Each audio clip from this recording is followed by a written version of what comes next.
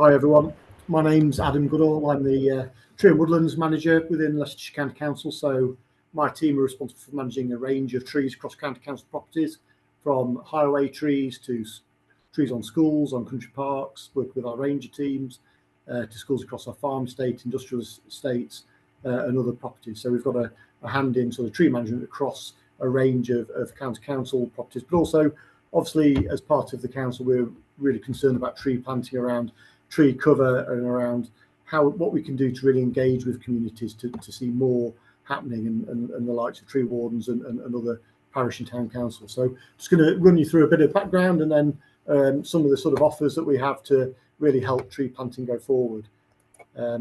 So a little bit of background on trees in Leicestershire. Obviously we really highly value trees in Leicestershire. We have a tree strategy that covers our own trees and sort of dictates how we manage them and how we manage them in the best sort of environmental way for that sort of significant contribution they make to the county. But one of the main challenges that we find in Leicestershire is that low canopy cover. We've got a very low woodland cover, 6% at the sort of last survey, and that really is one of the lowest in the country. We're there with the Fens, Cambridgeshire, some of those other sort of rich farmland counties where tree cover is traditionally low, and because of the farming nature of some of that land, it's unlikely to increase significantly, but there are lots of things we can do to make that better. And certainly Leicestershire was really heavily hit, as were other parts of the country, with Dutch elm disease that had a significant reduction in our tree cover, and we're still sort of feeling the effects of that today.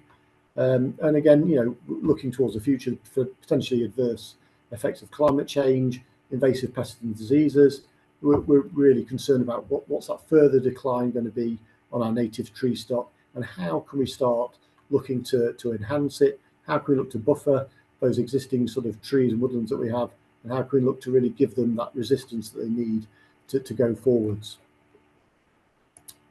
So one of the things we did, in addition to the rewrite of our strategy, we worked very closely with the National Forest. We were keen to sort of tie ourselves together and talk about the experience they had, and how we could start to roll that out into the rest of Leicestershire, and how we could start to collaborate on the council's ambitions for planting 700,000 trees throughout the county, and how we could sort of work with other organisations to make that happen. So we put together a tree charter, and that was really setting out the ground on how we could collaborate, how we could work with other people, other partners, and really raise awareness about the benefits of trees and encourage much greater tree planting across the county. And one of the sort of key aspects I was key to sort of embed in this charter and really start pulling in sort of high level support from sort of councillors, from our members, from our senior leadership is that we should be leading as an example.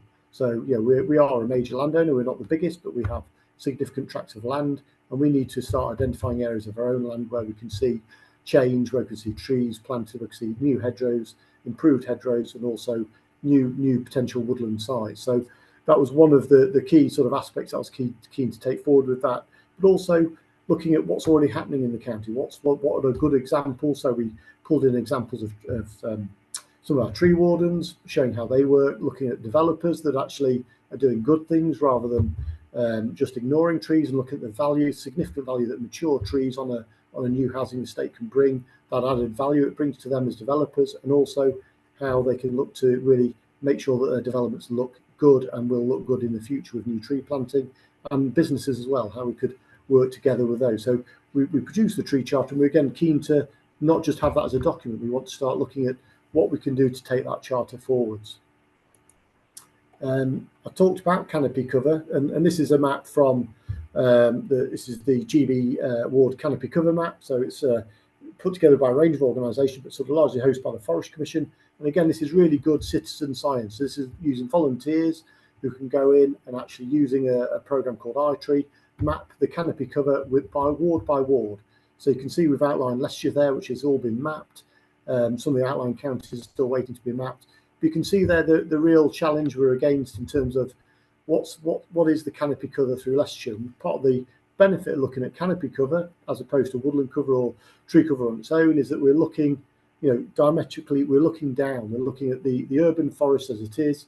We're looking at the what's defined as the area leaves, branches, the stems of trees when viewed from above, and how does that cover the parts of that sort of map? How do we sort of quantify that cover? And you can see, not surprisingly, in parts of the National Forest, in parts of Charnwood, we have a darker colour, we have a much higher canopy cover. But then as we move out towards the sort of more traditional farmlands and Melton and Harborough, we can see there that the canopy cover is much lower. There's a much greater challenge there. It's not to say we can't do it. We can strengthen those hedgerow features. We can look at field corners. We can look at marginal land. But that actually, there's a lot to do in Leicestershire to start lifting that canopy cover from an average of sort of, let's say, 12% up towards what we should be aiming for, which is sort of towards 20%. And again, something on ash dieback's already been touched on by Sam. Again, we're really concerned about ash in the county. It's a significant tree. It's present throughout all of our hedgerows. Some parts of the county are much higher proportion of ash, but generally across the board it's 20%. But it is a significant landscape tree, and we are really starting to see the effects of that. The map that I'm showing there is a part of an annual survey we undertake across our highway tree stock, so we can identify where ash dieback is occurring and what's the severity of that. So is it in the early stages, or is it starting to really affect the tree health, and are we going to have to start intervening in terms of health and safety works? And we conduct that on a cyclic basis across our network, so that we have a works programme for ash. But importantly, again, we need to identify what's our replacement planting going to be. How are we going to look at resilience to the ash stock? How are we identifying trees that might have some resilience, but also what's our replanting plan? And we start to look at that on a sort of geographical scale of what we're doing there and what our reaction will be to ash. And again, how that ties into our ash dieback toolkit and our ash dieback board that we have that manage our response to ash dieback across the county. Tree warden, Sam's already talked about. I put it in here just because it really is crucial to the work we do. It's crucial, particularly for tree wardens who really tend to know their patch really well, know where there might be those areas that we can look at for tree planting, be it within the public highway, which would come under our remit, or starting to make those links with other landowners where we can start to look at how we can attract other funding or other ways of getting trees to them to help them plant their land.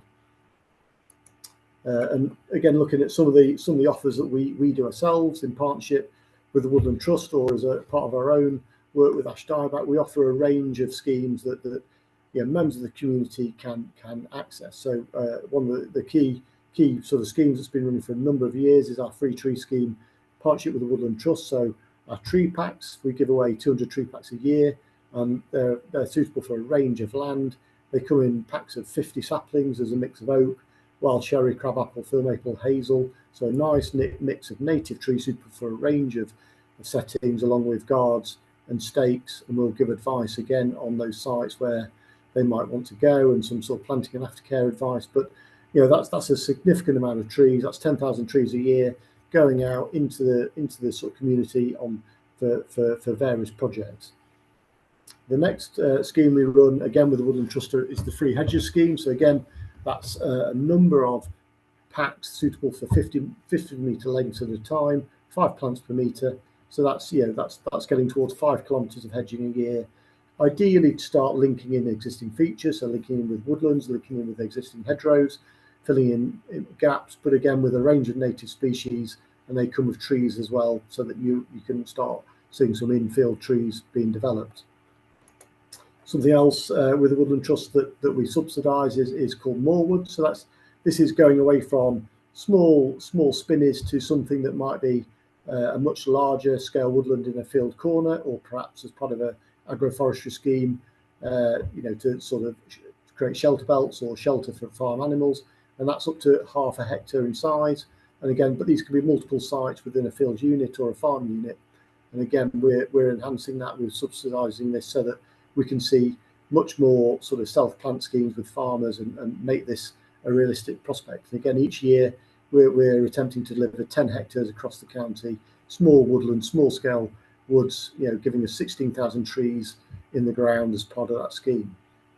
And again, orchards, again, we've already mentioned the importance of orchards. We started trialling our own free tree schemes with orchards, and we were lucky enough to attract funding from the Coronation Living Heritage Fund for this, and we're running this community programme again this year.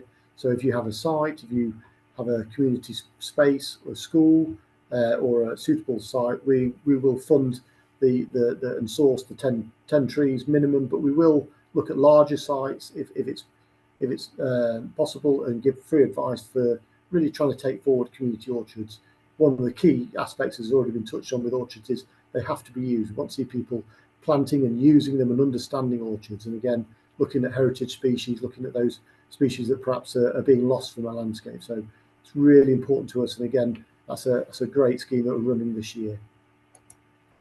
Something we've been sort of really good at attracting to take forward our own tree planting and tree planting on other organisations' behalf. The Forest Commission funding as part of the UK tree strategy. So local authority treescapes fund is something that's been running for a number of years. We've applied for that each year on our own behalf, but on behalf of other interested parish councils, district councils, and other organisations that fit with the criteria for that. We've put in an application again for this year. We've worked with Earthwatch, so we're looking towards towards a number of tiny forests, but also new tree planting, new orchards, new highway replacement planting as part of that scheme, and we're hoping to hear very soon about that.